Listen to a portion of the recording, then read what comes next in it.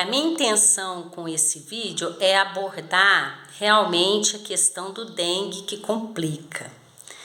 Porque, principalmente nas crianças, temos aí essa dificuldade da família ter essa percepção.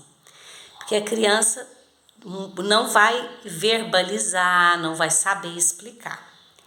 E o dengue, que ficou geral como dengue hemorrágico, e por isso fica essa espera de que talvez vai ter um sangramento para ser um dengue grave. E muitas vezes não. Então, esses sinais que eu vou passar, que são sinais de que está tendo uma complicação no dengue, nós vamos observar com atenção, porque é a parte prática que eu vou trazer para vocês. Qualquer cepa pode trazer um dengue que vai complicar, como dengue grave e ou também hemorrágico. Então, a parte da hemorragia, na criança, a gente vai perceber os casos que a gente viu, principalmente com o sangue na gengiva ou a epistaxe, que é o sangramento no nariz. E quando já está no processo de muita alteração da coagulação intravascular disseminada, que a gente fala, CIVD, não só plaqueta, aí você vai ver manchas roxas também. Então, não esperar ficar nesse ponto. Se a gente percebe aí que a gengiva está um pouco mais sangrando, já ficar com mais atenção e procurar uma ajuda mais rápido. E o outro sinal que a gente vê com frequência é quando você tem a pressão que vai abaixar. A pressão, ela pode abaixar por falta de líquido, porque a criança está muito desidratada, mas não é só por causa disso, não. Há uma alteração sistêmica que vai comprometer o funcionamento e o tônus dos vasos, daquela rede vascular do corpo e da função cardiológica também, pelo processo inflamatório. Como a gente vai perceber isso na criança? O adulto tem muitas vezes o aparelho de pressão em casa, ele vai lá e ele mesmo mede. A criança fica mais desafiador medir, porque a criança não fica quieta, a criança pequena assusta com a sensação de aperto e não vai permitir que se faça a aferição. E cada idade tem uma margem de pressão arterial, e que quanto menor a criança, no normal da criança, vai estar com a pressão mais baixa mesmo. Então, essa faixa da normalidade é mais do âmbito mesmo do médico que vai ver, né, na criança, quanto que está a pressão e quanto que seria o esperado para a criança. Mas, na prática, como é que a gente pode perceber isso? Aquelas sensações de ficar muito quieto, muito parado, uma palidez, a ponta dos dedos, né? Se vocês observarem, a gente percebe que a ponta da nossa mão, ela colore. Quando você faz uma leve pressão, fica mais rosado, que isso a gente chama do enchimento vascular. Das veinhas, dos capilares, eles ficam ali na pontinha e irriga a palma da mão e a ponta dos dedos. E aí a gente aperta suavemente. Quando você faz essa pressão e você solta, a gente vê que logo depois o sangue chega e volta a colorir. Então você aperta, fica sem sanguinho, você solta, o sangue vem, ó. Observem para vocês verem.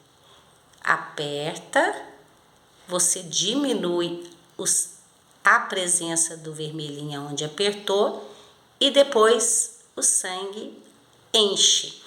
Isso se chama perfusão periférica, que a gente contaria 3 segundos. E tem uma dica que a gente fala assim, ó, se encher enquanto você fala boa perfusão periférica, deu o tempo certinho. Se a gente faz isso, ficou branquinho e demora mais do que boa perfusão periférica para ficar coloridinho, é porque realmente a pressão está baixa, o enchimento capilar periférico está mais baixo. É uma coisa que os pais podem fazer. E é muito frequente, não só o dengue, sabe? Doenças que vão alterar a parte sistêmica da criança, né? A febre dá isso com muita facilidade, porque dá uma vasoconstricção periférica e a criança pode ter enchimento capilar. Mas fora do momento que está com febre, a criança não deve estar dessa forma, a não ser que esteja com frio, alguma coisa assim, ou acabou de sair de um banho e está sentindo frio. Mas estando aquecida, não estando com febre, dá para você avaliar aí em casa esse sinal de que a pressão está abaixando.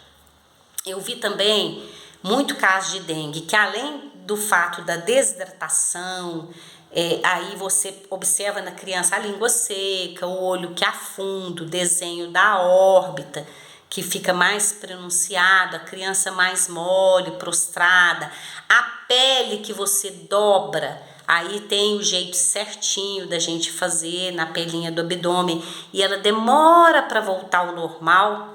Isso aqui facilmente a gente percebe quando a gente tem aí no idoso, na pessoa mais velha, quando você faz a preguinha assim, ó, já fica aquela prega mesmo, né?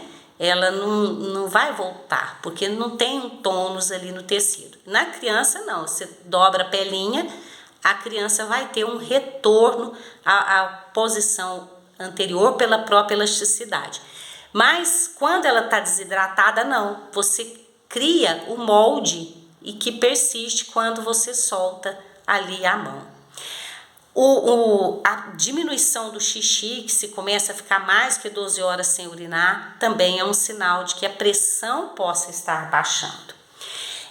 Eu vi também muitas crianças com potássio muito baixo, que é algo assim que nos preocupa muito, né? Porque o potássio baixo, ele pode provocar lentidão do batimento do coração, arritmia cardíaca. Então, a gente, quando começa a ficar muito desanimado, muito prostrado, talvez não vai adiantar só a água. Por isso que a indicação de um soro composto, às vezes o soro oral da farmácia, porque vai ter elementos dos sais ali também.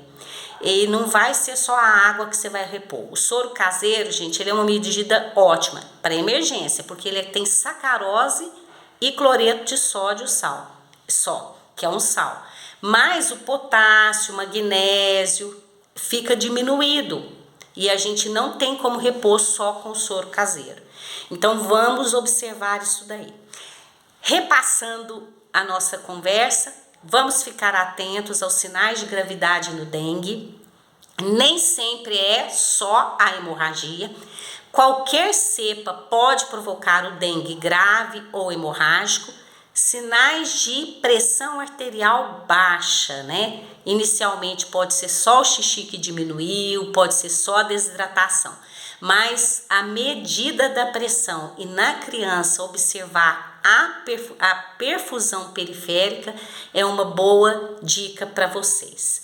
Se está com muita prostração, muito desânimo, presença de sangramento, às vezes a pele amarelada ou muito pálida, por favor, procure o pronto-socorro, né? Não demore, porque ali precisa de uma hidratação, às vezes repor os sais do corpo pelo sangue, na veia, porque pode não estar sendo suficiente aquilo que você consegue oferecendo via oral. O dengue dá uma inapetência muito grande e ele faz extravasar líquido, que a gente chama por terceiro espaço. Então, você pode ter uma ideia de que está conseguindo suprir e não está. Então, fiquemos ligados e vamos nos cuidar.